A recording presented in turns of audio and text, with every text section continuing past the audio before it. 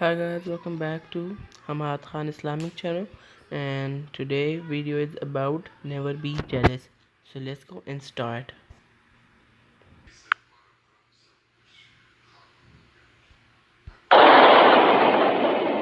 एक गांव में दो भाई अपने अपने परिवार के साथ रहते थे।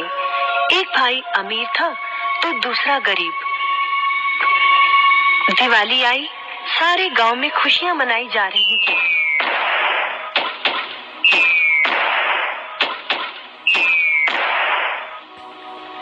परंतु छोटे भाई के पास तो खाने लायक भी कुछ नहीं था।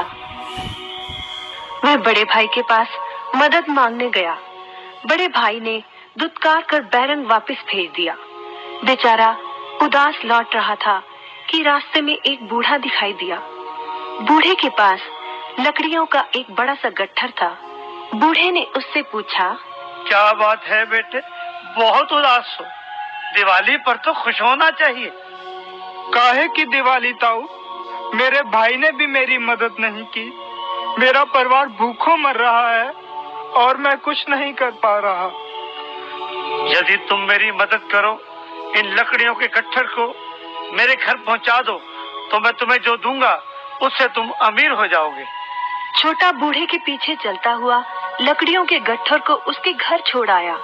बूढ़े ने छोटे को एक मालपुआ दिया और बोला, जंगल में जाना, एक जगह अजीब तरह के 3 पेड़ तुम्हें दिखेंगे, जिसके पास एक चट्टान होगी।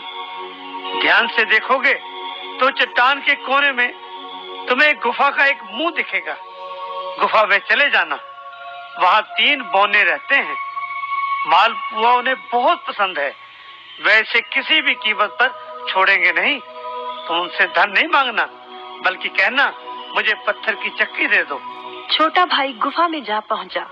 उसके हाथ में मालपुआ देखकर एक बौना बोला, ये मुझे दे दो, मैं तुम्हें इसके बदले में जो कहोगे दे दूंगा। छोटा बोला, मुझे बस अपनी पत्थर की चक्की दे दो।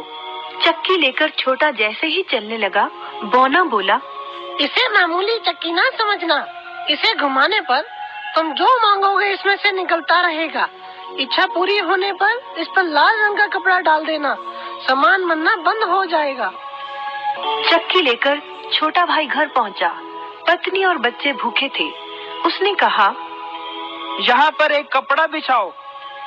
कपड़ा बिछाकर चक्की उसके ऊपर एक किनारे रखकर छोटे ने चक्की चलाई और बोला, चक्की चक्की चावल निकाल।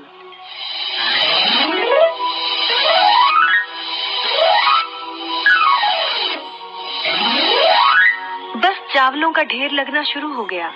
लाल कपड़े से चक्की को ढककर छोटे ने फिर कपड़ा हटाया और दोबारा चक्की चलाकर बोला, चक्की चक्की दाल निकाल।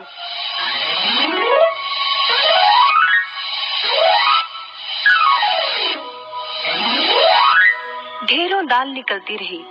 थोड़ी देर बाद छोटे ने चक्की को ढक दिया।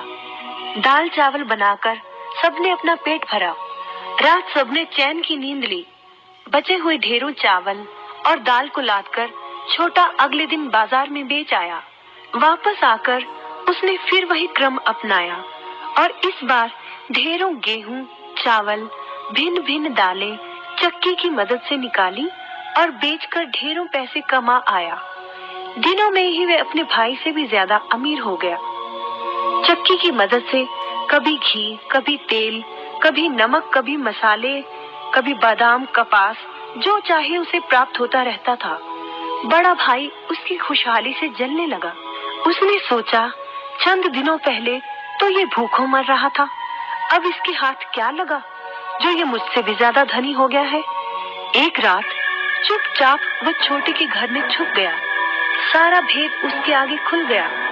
अगले दिन जब छोटा बाजार सामान बेचने गया था, तो बड़ा भाई छोटे के घर पहुंचा और उसके घर से चक्की चुरा कर ले आया और अपने परिवार को लेकर दूर कहीं टापू में जाकर बसने के इरादे से घर से चल पड़ा। समुद्र किनारे पहुंचकर उसने एक नाव खरीदी। सभी उसमें बैठ गए और नाव में बैठकर टापू की ओर चल दिए। उसकी पत्नी हैरान थी कि एक बेकार सी चक्की लेकर उसका पति सारा घर बाहर छोड़कर हम सबको लेकर कहाँ जा रहा है। बड़े भाई ने पत्नी की जिज्ञासा शांत करने के लिए चक्की को घुमाया और बोला, चक्की चक्की नमक निकाल।